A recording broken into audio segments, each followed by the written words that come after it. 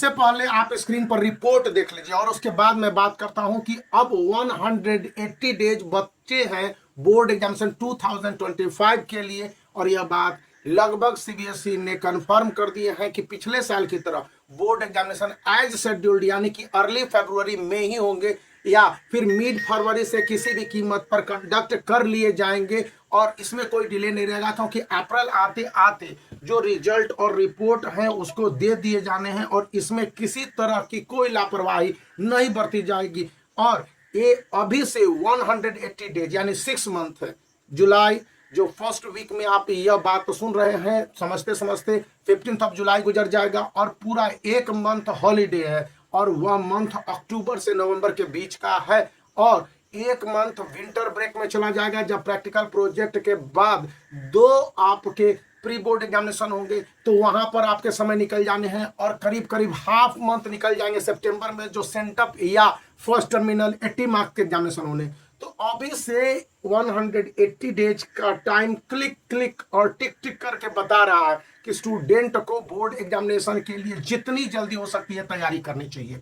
और अब यदि वो समय को गुजारते हैं तो लास्ट समय में वही वीडियो देखेंगे कि 30 डेज में 90% सिलेबस करें और 10 डेज में या एक रात में पूरा सिलेबस कंप्लीट कर ले। ऐसा होता है क्या? नहीं होता है। मैं तो सीबीएसई बोर्ड एग्जामिनेशन का देख रहा था सैंपल पेपर और क्वेश्चंस के पैटर्न को। मैंने इंग्लिश के क्वेश्चंस को देखा और उसके बाद इंग्लिश के क्वेश्चंस को देखा। इसी के बाद जब मैंने हिंदी की मैथमेटिक्स के क्वेश्चंस को देख रहा था और उसके बाद सोशल स्टडीज और इंग्लिश पर जैसे ही आता हूं तो ये बात सामने आती है साइंस के क्वेश्चन पेपर के बाद कि क्वेश्चंस आपके करीब करीब आसान होने के बावजूद स्टूडेंट के लिए 2025 में चैलेंजिंग एसएसटी के भी होने हैं।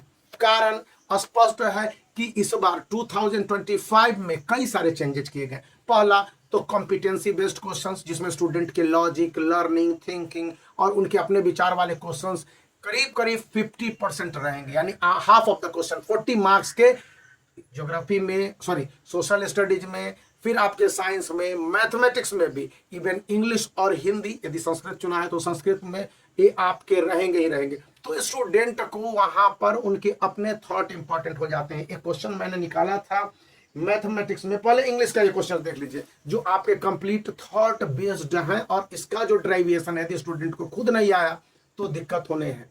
इसी तरह से यहाँ पर आप मैथमेटिक्स में देख लीजिए ये क्वेश्चंस फार्मूला बेस्ड होने के बावजूद अगर इसके ड्राइवेशंस में आपने स्टेप का यूज नहीं किया तो आप गए काम से। इसी तरह से 2 क्वेश्चंस थे जिसमें कि ए वाला क्वेश्चन इसी का इस पार्ट में था, मैंने निकाला था। ए वाला क्वेश्चन है जिसको मैं दिखला पा रहा हूं यहाँ पर, इसको सॉल्यूशन करके बनाया गया। आप भी इस क्वेश्चन को देख लीजिए और बनाने का प्रयास कीजिए कि ऐसे क्वेश्चंस के लिए स्टूडेंट को अपने थॉट के साथ आइडियाज लगाने होंगे और जैसे ही वर्ड प्रॉब्लम वाले क्वेश्चंस होंगे वहां पर स्टेटमेंट पर भी मार्क्स देने और मार्क्स काटने का प्रोविजन कंफर्म कर दिया गया। स्टेप पर तो मार्क्स दिए जाएंगे और काटेंगे।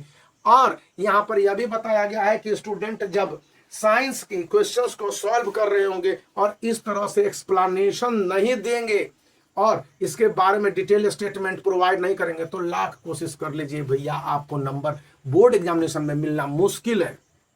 पता नहीं यदि साधारण टीचर के हाथ में कॉपी चेकिंग हो जाए तो दिक्कत वाले बात नहीं। तो इसलिए अभी से जो बोर्ड एग्जामिनेशन 2025 की तैयारी हो रही है और उसके लिए आपको 180 डेज की पहली वार्निंग है और अभी से जुट जाइए क्योंकि जुलाई और अगस्त आपके स्कूल का सबसे ज्यादा वर्किंग डेज वाला 2 मंथ है जहां पर पढ़ने की जरूरत है।